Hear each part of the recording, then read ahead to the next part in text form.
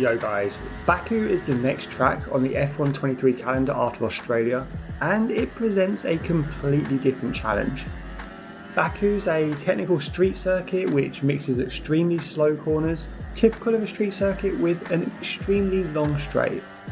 This combination presents some problems when creating a car setup and means that any setup that we create will essentially be a compromise between top speed and downforce.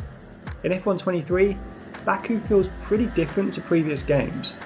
The track seems to have been adjusted and now a lot more precision is needed, and the braking zones are slightly longer. This means our car setup needs to be on point, and this was certainly not an easy car setup to create. But here's our F123 Baku car setup, which has been designed for long distance races. Now Baku's a really unique track when it comes to our aero setup. It shares a lot of similarities with Singapore, with all of the 90-degree left and right turns, and these typically require an extremely high downforce setup. However, that long pit straight, which is one of the longest in F1, means that if you do run a high downforce setup, you'll lose a ton of time down this straight. For this reason alone, we need to prioritise a low downforce setup. Now the setup I've gone for is 13 for the front wing aero and 12 for the rear. Rear downforce is important at this track as you'll be constantly fighting for traction and grip. However, it's even more important to have a responsive car that's happy to turn into those 90-degree corners with ease, and this setup achieves this goal. As I just mentioned, rear traction is a problem around Baku. This track is extremely rear limited, meaning your rear tyres will wear a lot quicker than your fronts. One of the best ways to combat this and ensure you have good traction is by setting our on-throttle differential setup to 50. And that's exactly what I've done. Almost. I've actually opted for an on-throttle diff setup of 51 and an off-throttle diff setup of 50. Now I focused the suspension geometry setup on performance over tyre life. While it is important to ensure your tyres last as long as possible, any other suspension geometry apart from this one simply made the car not have the mechanical grip needed mid-corner. Go with -2.5 on the front camber and -1.2 on the rear, and then lower the front and rear toe all the way to their minimum values. Your front tyres can struggle to be brought up to temperature around Baku, so setting a pretty aggressive geometry setup can actually help with this a little bit. Now, the suspension setup did cause me some problems. A stiff suspension would be ideal to increase responsiveness. However, the sheer number of large curbs mean that running a stiff suspension setup can cause all sorts of issues during a race.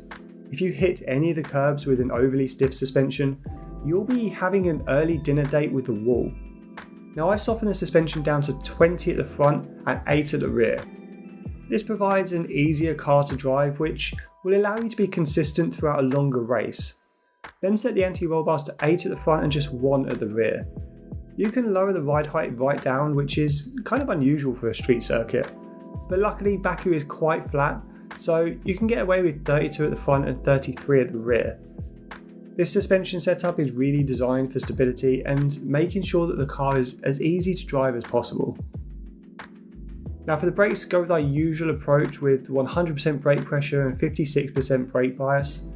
Rear locking can really be an issue at some of the corners around Baku, so you can move the brake bias a little further forward than our usual 55%. Then the tyre pressures are fairly high at the front for an F123 setup and very low at the rear, and the reason for this is due to all of the slow corners. Heating your front tyres can be a problem, but all of the high traction zones mean you can easily overheat your rears. Go for 23 psi for both front tyres, and then 20.2 psi on the rear right and 20.3 on the rear left. And that completes our F123 Baku car setup. Now this setup was extremely tricky to create because the track itself drives a little differently this year, and even with the improvements to traction in this year's game, it's still incredibly hard to find traction throughout a race, which really means the rear tyres can go off quickly. Now if you enjoy this setup, hit that like button, and if you've made any tweaks, let me know in the comments below. Also make sure you're subscribed to our channel to be notified when I drop new F123 setup videos, which at the moment is every single day. But for now guys, enjoy this tricky circuit and I'll see you on track.